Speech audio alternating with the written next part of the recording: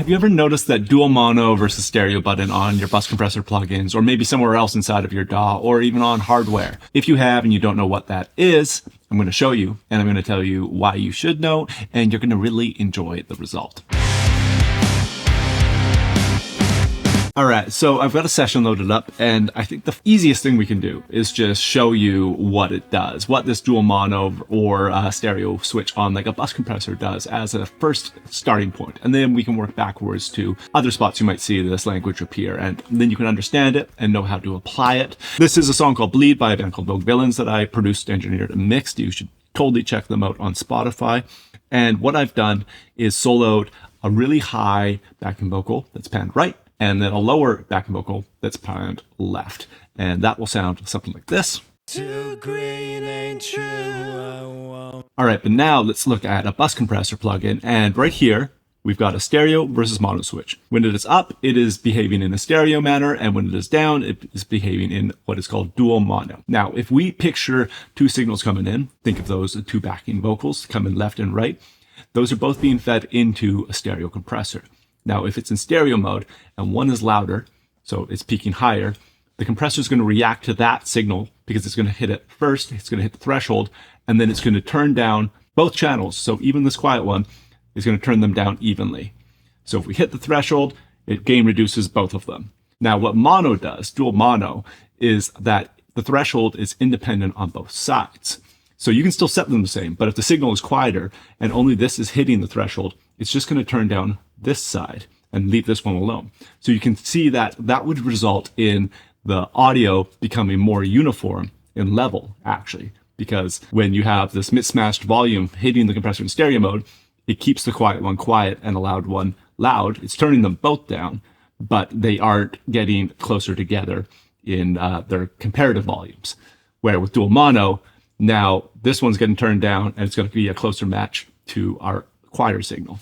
So in the case of this, let's bypass the plugin. The high vocal seems a lot louder than the low vocal. Too green ain't true. Let's actually emphasize that. I'm going to crank it up even more. Too green ain't true. All right, so yeah, that high vocal is definitely way louder. Now I'm going to engage our bus compressor, which I've just thrown on the master vocal bus, and let's start with it in stereo mode. And I'm just going to back up the threshold here a little bit. And what should happen is that it hears that louder source, the high vocal, and turns both signals down together. Too green ain't true. Sounds like it did that. Now let's go to mono.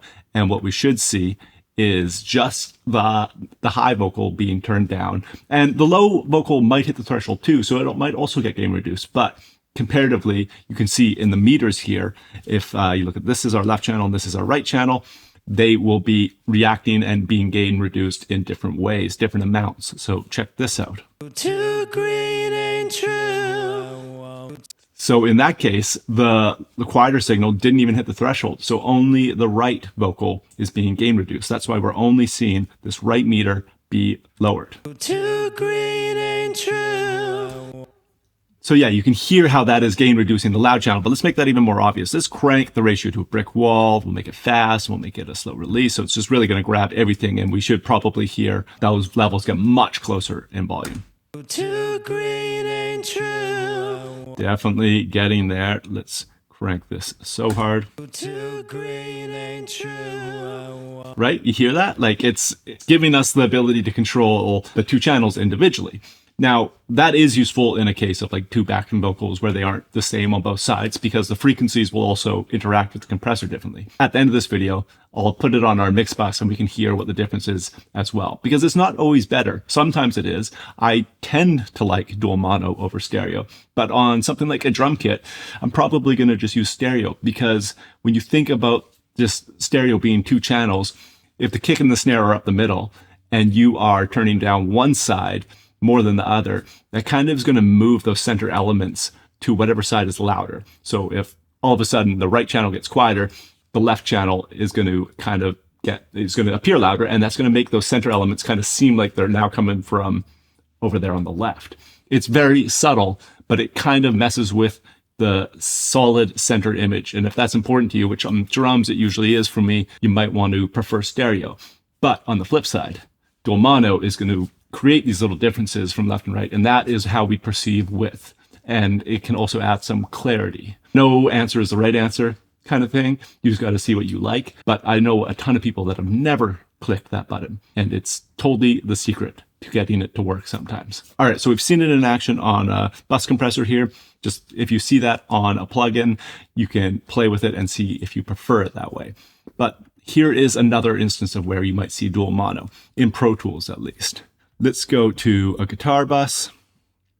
Okay, so what is cool about Pro Tools is that if you have a plugin that doesn't have a dual mono mode, you might actually be able to force it to by running 2 instances of the plugin. So for example, if I click right here and go to my plugin inserts, I have the option of clicking multi-channel plugin, which is going to default to a stereo plugin choice, like so that bus compressor would load as stereo, or I can load a multi-mono plugin. So in the case of something like Kramer Pi, this would now behave in dual mono. I don't have the ability to unlink the controls, so I can't individually tweak them, but I can set the controls to the same, and then the difference in the left and right signal that's being fed to it will result in a dual mono. It's essentially just applying this plugin, the Kramer Pi, on the left channel and on the right channel, and then that's it. So cool little feature with Pro Tools that I don't think all DAWs make that easy to do. Now, here is another instance, and one I use all the time, is something like an amp sim. So if we look at the Neural DSP Nolly plugin here, great plugin, you can see it defaults to mono, but I'm sending it, let's move this over so you can see, I'm sending it 2 DIs and they're hard left and right. So if it's receiving it in mono, it's going to sound really bad because it's essentially 2 guitars playing through the same amp at once. Not what we want. So what I want to do is click stereo, and now it has split that into an instance on the left and an instance on the right, essentially a dual mono plugin, and we get the sound of 2 guitars. And just so you can hear it, I'll throw that into mono. They're very tight, so you can't really tell there's 2 guitars super obviously, but in stereo it makes sense. There you go. So that is another instance of using dual mono versus a stereo instance. Now, the final example I wanted to share with you is down here on the mix bus. Let's just bypass whatever this mix bus compressor was here, and we'll load up that same one we had earlier, the Vertigo bus comp, and we've got stereo dual mono here. And I'm just going to play with it and get it dialed in. I normally do that in stereo because then the controls are linked and that makes it easier. But then we can toggle in, out, and out of dual mono and stereo mode and see what we think is the preferred setting.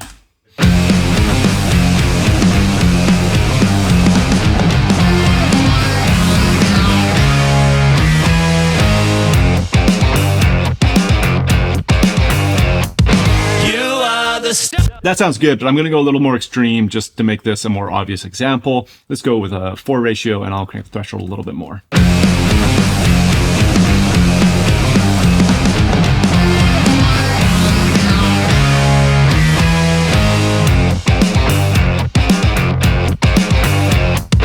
You are the star. All right, close enough there. Let's now play with messing with the stereo and mono switch and see what we like most. Let's start with that verse, maybe. You are the star. All right, so we're in stereo. Now we're in mono. To give it to me, so I can go floating. Take it from me, you're gonna go far. And when you burn out, you won't find me, won't find me. All right, I really hear it there on that pre-chorus when those extra harmonies come in. I'll start from there again, start in stereo, and listen to the width of the mix when I go into mono, because I feel like those vocals get a little further out sounding, and I did like it. Okay, so we'll start in stereo. Take it from me, you're gonna go far. Now mono. Take it from me, you're gonna go far. All right, now I'll play it and I'll change it right after the first line.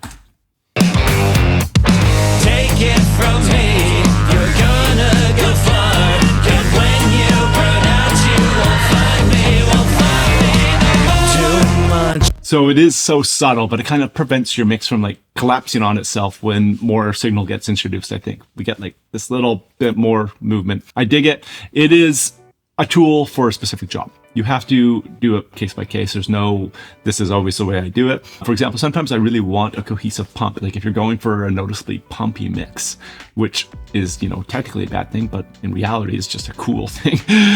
If it's for the right song, then I prefer a stereo where it's like the whole thing is pumping and it's more noticeable that way to me anyway. So it is a creative move and should be treated as such by you in your own experiments and in your own mixing. So please do play with dual mono, it rocks. And if you enjoyed this, my name is Malcolm Owen-Flood, and I would love to have you hanging about the channel. Please do subscribe. And if you want to level up your mixing skills, there's a free mixing workshop called Standout Mixes. That is a free course, and it teaches you to level up your mixes without having to buy any plugins or anything like that. It's just all free. So check that out in the description of this video as well. Okay, adios.